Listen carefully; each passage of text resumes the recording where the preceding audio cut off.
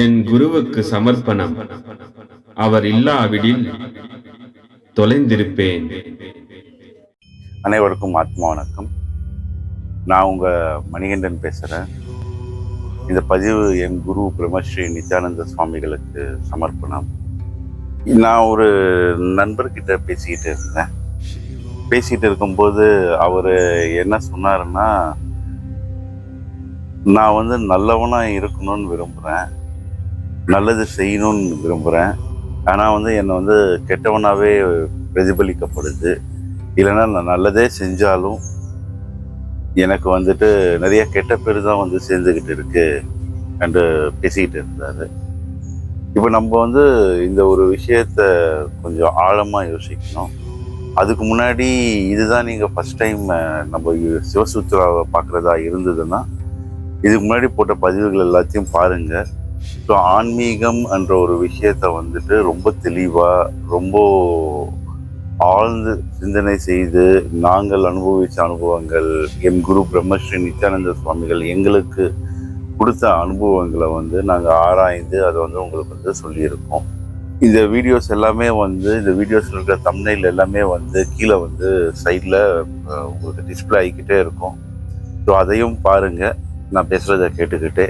So உங்களுக்கு பிடிச்ச வீடியோக்களை நீங்கள் உள்ளே போயிட்டு பார்க்கும் பொழுது உங்களுக்கு அதில் இருக்கிற உண்மையான அர்த்தங்கள் எல்லாமே புரிய ஆரம்பிக்கும்.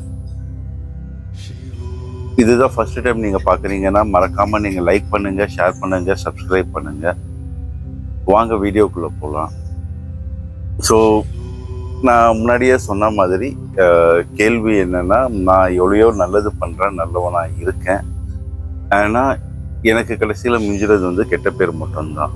ஸோ இந்த நான் எப்படி கையாளுறதுன்னு எனக்கு தெரியலன்ட்டு ரொம்ப வருத்தமாக பேசிக்கிட்டு இருந்தாரு. நான் இப்போ நம்ம ஒரு விஷயத்த ரொம்ப முக்கியமாக இதில் யோசிக்கணும். நீங்கள் நல்லவனாக இருக்கீங்களா, இல்லைன்னா நல்லது பண்ணுறணுன்ற நோக்கத்தில் இருக்கீங்களா? இதுக்கு ரெண்டுத்துக்குமே ரொம்ப பெரிய ஒரு வித்தியாசம் இருக்குது. நல்லவனாக இருக்கிறது ஒன்று, நல்லது பண்ணணும்னு நினைக்கிறது ஒன்று. இப்போது ஃபார் எக்ஸாம்பிள், ஒரு நண்பர் உங்ககிட்ட எனக்கு அர்ஜென்ட்டாக ஒரு 1 லட்ச ரூபாய் இல்லை 2 லட்ச ரூபாய் பிஸ்னஸில் லாஸ் ஆகிடுச்சு, இந்த மாதிரி தேவைப்படுது என்று உங்ககிட்ட கேட்கும்பொழுது நார்மலாக நம்ம 1-2 விஷயத்த பண்ணுவோம். இதில் ஒன்று இல்லைப்பா என்கிட்ட அவ்வளோ பைசா இல்லை, என்னை மன்னிச்சிடுன்னு சொல்லிட்டு போயிடுறது. 2வது விஷயம் என்ன பண்ணுவோம்னா, நம்மக்கிட்ட இருக்கும், நம்மக்கிட்ட இல்லைன்னாலும் நண்பர் தெரிஞ்சவங்க கேட்குறாங்களேன்றதுக்காக அது எங்கேயாவது ஒரு இடத்துல புரட்டி அந்த பைசாவை எடுத்து நம்ம கொடுக்க பார்ப்போம். இப்போ இதில் ஒரு 3வது டைமென்ஷன்ன்ற ஒரு விஷயம் இருக்குது.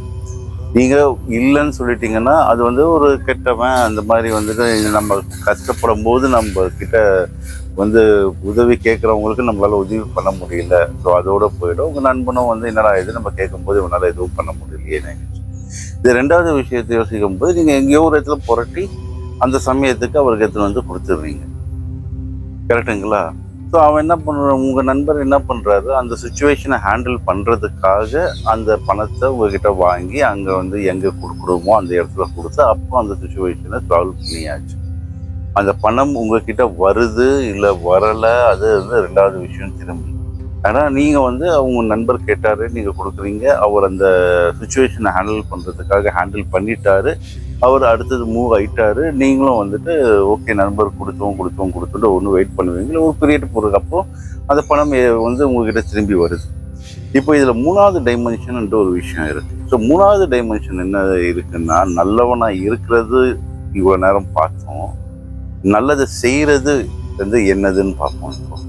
இப்போ ஒரு நண்பன் உங்ககிட்ட ஒரு பிரச்சனைன்னு வரான்னா, நீங்கள் என்ன பிரச்சனை, ஏன் இந்த மாதிரி ஆச்சு, இந்த மாதிரி ஆக காரணம் என்னன்ட்டு மொத்த சுச்சுவேஷனையும் நீங்கள் அனலைஸ் பண்ணுறது. ஸோ மொத்த சுச்சுவேஷன் அனலைஸ் பண்ணும்போது உங்களுக்கு ஒரு கிளாரிட்டி ஆஃப் தாட் வர ஆரம்பிக்கும். ஓகே, அவன் இந்த பிஸ்னஸில் இன்வெஸ்ட் பண்ணான், ஸோ இந்த பிஸ்னஸில் இன்வெஸ்ட் பண்ணதுனால அவனுக்கு இந்த சூழ்நிலைகள் வர ஆரம்பிச்சுது, இதனால் இவன் லாக் ஆயிருக்கான். இந்த பணம் 1 லட்ச ரூபாவோ 5 லட்ச ரூபாவோ 10 லட்ச ரூபாவோ 10,000 ரூபாவோ அந்த பணம் அவன்கிட்ட போய் சேரும் பொழுது அவனை அந்த சுச்சுவேஷன்லேருந்து வெளில வருதா, இல்லை இந்த சைக்கிள்லேருந்தே அவனை வெளில கூட்டிட்டு வருதா? ஸோ 2 விஷயத்தை நம்ம ஆராயணும். இதுதான் வந்து உண்மையாவே நல்லது பண்றதே தவிர்த்து கேட்கும்போது பணத்தை கொடுத்துக்கிட்டே இருக்கிறது வந்து நல்லது பண்றது. ஒரு விஷயத்த அவங்க பிரச்சனைன்னு நம்ம கிட்ட வந்து பேசுறாங்கன்னா அந்த விஷயத்த அவங்களோட உட்கார்ந்து பேசி என்ன ஆச்சு ஏதாச்சு ஏன் இவ்வளவு பிரச்சனையாச்சு, ஸோ இதுல இருந்து வெளில வர்றது எப்படி பண்ணிட்டு அதை வந்து நம்ம அவங்களோட உட்காந்து கலந்தாய்வு செய்யும்பொழுது அவங்க அந்த பிரச்சனையில உள்ள இருக்கும் பொழுது அவங்களால அதுக்கு ஏற்ற சொல்யூஷன் சில டைம்ஸ் கண்டுபிடிக்க முடியாது. நம்ம அவங்களோட உட்காந்துன்னு பேசும்பொழுது இல்லை நீங்கள் உங்கள் நண்பர்கிட்ட இந்த விஷயங்கள் எல்லாம் சொல்லி இதுதான் சுச்சுவேஷன் என்னோட இது என்று சொல்லும்போது அந்த சுச்சுவேஷன்லேருந்து வெளில வரதுக்கான உங்களுக்கான ஒரு சொல்யூஷன் வந்து 2 பேரும் ஒன்றா சேர்ந்து உட்காந்து டெவலப் பண்ண முடியும். ஸோ இந்த மாதிரி பிளானில் நீ போகுனீங்கன்னா நீங்கள் வந்துட்டு இந்த பிரச்சனையிலேருந்து கம்ப்ளீட்டாக வெளில வந்துடலாம். இதுதான் ஒரு உண்மையான நண்பனுக்கு நல்லது பண்ணுறதே தவிர்த்து கேட்கும் போதெல்லாம் அவனுக்கு அந்த உதவி என்ற ஒரு விஷயத்த செஞ்சுக்கிட்டே இருந்தோம்னா அவங்க சுச்சுவேஷனை ஹேண்டில் பண்ணுறதுக்கு தான் பார்ப்பாங்களே தவிர்த்து அந்த பிரச்சனையிலேருந்து முழுசாக வெளில வர மாட்டாங்க. ஸோ அதனால உங்களை வந்துட்டு கெட்டவனாகவும் பார்க்கலாம். முடிஞ்சா காசை கொடு, இல்லைன்னா ஏன் இதெல்லாம் நீ கேட்குற அந்த மாதிரி வந்து கேட்குற நண்பர்களும் இருக்கிற வாய்ப்பு உண்டு. ஸோ அந்த மாதிரி கேட்குற நண்பர்கள்கிட்ட நீங்கள் விலகி இருக்கிறது உங்களுக்கு நல்லது. ஏன்னா ஒரு நண்பன் வந்துட்ட அப்புறம் ஒரு நல்லதோ கெட்டதோ எந்த ஒரு சூழ்நிலையிலையும் கூடயே நம்ம பயணம் பண்றவங்க தான் நண்பன் நம்ம ஏற்றுக்கிறோம். நம்ம எல்லாருக்குமே அது தெரியும். ஸோ அப்படி இருக்கும் பொழுது அவங்க ஒரு சூழ்நிலையில இருக்காங்க, அந்த சூழ்நிலையிலேருந்து வெளிக்கொண்டு வர வேண்டியது ஒரு நண்பனா உங்களுடைய பொறுப்பு. இதுதான் வந்துட்டு நல்லது பண்றதுக்கும் நல்லவனா இருக்கிறதுக்கும் பெரிய வித்தியாசம்.